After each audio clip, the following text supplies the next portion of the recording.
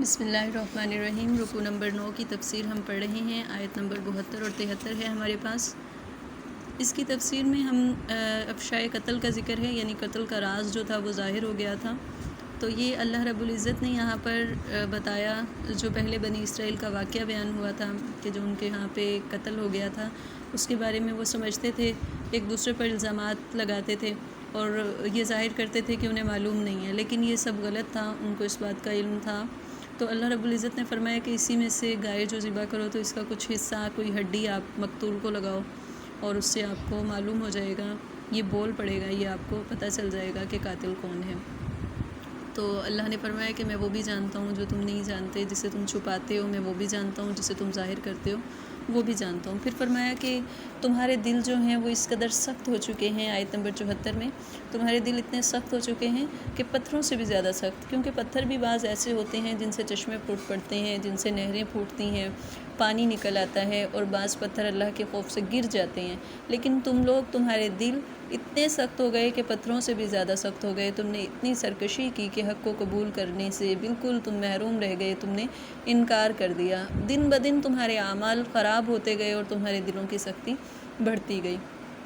آیت نمبر 75، 76 اور 77 میں 75 میں اللہ رب العزت فرماتے ہیں کہ تم نے پھر کیا کیا، گمان کرنے شروع کر دیے، ایک لالچ، اپنے دل میں ایک امید باندھ لی کہ تمہیں کچھ بھی نہیں ہوگا، تمہیں کچھ نہیں کہا جائے گا، اور نبی کریم صلی اللہ علیہ وسلم، اللہ کے حبیب صلی اللہ علیہ وسلم کے بارے میں تم لوگوں نے تحریف کرنے شروع کر دی اپنی کتابوں میں۔ تورات میں اللہ رب العزت نے بتایا تھا کہ نبی کریم صلی اللہ علیہ وسلم آئیں گے آخری زمانے میں، لیکن تم لوگوں نے تحریف کی، لوگوں کو بتایا نہیں، آیات کو چھپایا۔ آیت نمبر 76 میں پھر اللہ رب العزت فرماتے ہیں کہ یہ منافقین ہیں، یہودی، جب آپ کے پاس آتے ہیں، نبی کریم صلی اللہ علیہ وسلم کے پاس آتے ہیں تو کہتے ہیں ہم ایمان لائے، ہم آپ پر ایمان لائے، ہم اللہ پر ایمان لائے، ہم آخرت پر ایمان لائے، لیکن یہ جھوٹ بولتے ہیں، یہ منافق ہیں، ان کے دلوں میں ایمان نہیں ہے، یہ آپ کو صرف آپ کے سامنے ایسا کہتے ہیں تاکہ دنیاوی فائدے حاصل کر لیں اور یہودیوں کی حفاظت رہے مدینہ میں، مسلمان ان کو نقصان نہ پہنچائیں۔ تو یہ ان کی صرف دنیاوی فائدوں کے لیے یہ اس طرح کرتے ہیں۔ پھر آیت نمبر 77 میں اللہ رب العزت فرماتے ہیں کہ تم لوگ دل میں یہ بات جانتے اور ظاہر نہیں کرتے، تو اللہ تو سب جانتا ہے، جو تم چھپاتے ہو وہ بھی جانتا ہے، اور جو تم ظاہر کرتے ہو وہ بھی جانتا ہے۔ پھر آیت نمبر 78 اور 79 میں اللہ رب العزت نے بنی اسرائیل کے عوام اور علماء دونوں کا ذکر کیا۔ علماء کے اس لیے کیونکہ وہ آیات کی تردید کرتے تھے،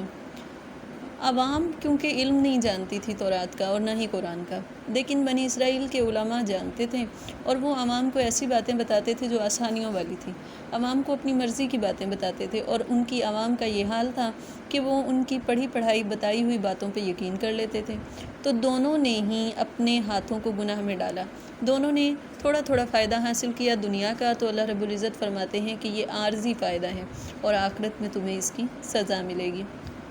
آیت نمبر 80 میں ذکر کیا کہ وہ لوگ اس خوش فہمی میں تھے کہ اللہ رب العزت ہمیں بالکل عذاب نہیں دیں گے، ہم اللہ کی لاڈلی قوم ہیں، ہم نے جو تھوڑے دن بس بچڑے کی پوجا کی تھی اس کے بدلے میں ہمیں کچھ دن عذاب دیا جائے گا اور پھر ہمیں نکال کے جنت میں ڈال دیا جائے گا۔ تو اللہ نے فرمایا ایسا نہیں ہے، بلکہ تم ہمیشہ جہنم میں رہو گے۔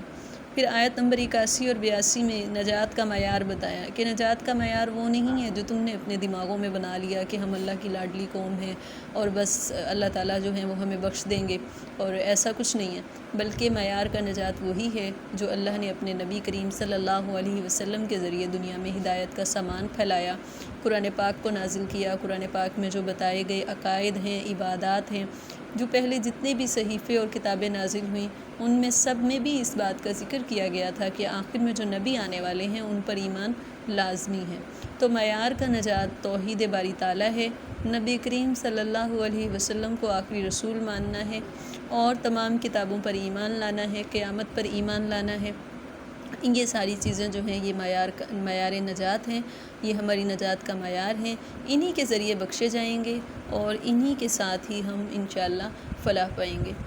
تو یہ ہمارا رکوع نمبر 9 کا ترجمہ اور تفسیر ختم ہو گیا۔ اس کے ساتھ آپ استعمال کریں، شوکت والوں کی آپ کتاب خرید سکتے ہیں، اسلامیت اختیاری کی، علمی والوں کی آپ خرید سکتے ہیں۔ اگر اس سے بھی زیادہ مفصل پڑھنا چاہتے ہیں تو افہام القرآن والحدیث کے نام سے قریشی والوں کی کتاب ہے، آپ وہ لے سکتے ہیں۔ تو یہ تینوں چاروں کتابیں جو میں نے آپ کے سامنے ذکر کی ہیں، ان کے علاوہ بھی اگر آپ خریدنا چاہیں تو وہ بھی خرید سکتے ہیں۔ یہ ساری کتابیں ہی نصاب کے بالکل مطابق ہیں اور ان میں مکمل تفصیل کے ساتھ تفسیر بھی دی گئی ہے، احادیث کی تشریح بھی دی گئی ہے۔ آپ کے نصاب کے بالکل جو جیسے مانگا گیا ہے، پیپر کا نصاب ہے جس طریقے سے، اسی طرح سے اس میں سارے سٹیپ بائی سٹیپ ذکر کیا گیا ہے۔ لیکن اس کے باوجود اگر آپ کو کوئی غلط فہمی، کسی بھی قسم کا کوئی اشکال، کوئی سوال ذہن میں ہے تو وہ آپ پوچھنا چاہیں تو پوچھ سکتے ہیں۔ اللہ حافظ۔